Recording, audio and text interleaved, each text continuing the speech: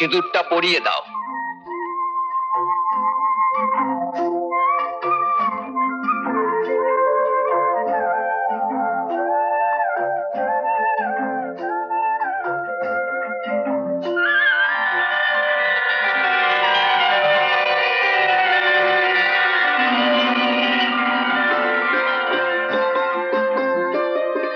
স্বস্তি, এবার তোমরা ঠাকুর প্রণাম করে যেতে পারো।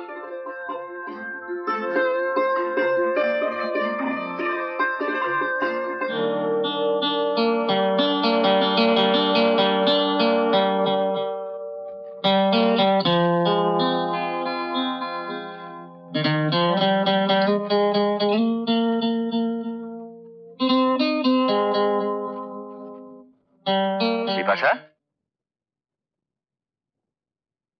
কিরে, পছন্দ হয়েছে? তুমি ছবিটা কোথা থেকে পেলে ভাবি? সত্য কিঙ্কর পাঠিয়েছি। হ্যাঁ রে, সত্য কিঙ্কর বাবু ছবিটা তো পাঠালে, কিন্তু ছবিটা যার তাকে পাঠাচ্ছে না কেন? ব্যস্ত হচ্ছ কেন বলো তো? ঠিক পাঠাবেন। না না, আমি কালই টেলিগ্রাম করে দিচ্ছি। এগ্রিমেন্ট আছে মা, কথা নড়চড় হলে কি চলে?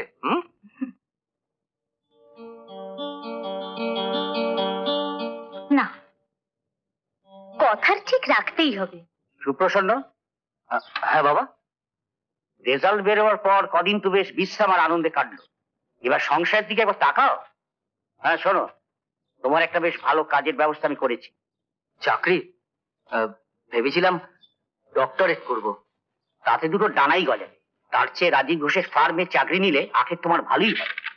রাজীব আমায় চিঠি লিখেছে, 2-1 দিনের মধ্যে কলকাতা গিয়ে তুমি তার সঙ্গে দেখা করবে। তাহলে কি হবে? কি আবার হবে, চাকরিটা তো করতেই হবে। তুমি তো চাকরি করবে, কিন্তু আমি কি করব? মানে? মানে আমার শরীরটা ঠিক ভালো যাচ্ছে না। কদিন ধরেই তোমাকে বলবো বলবো ভাবছি। রমা,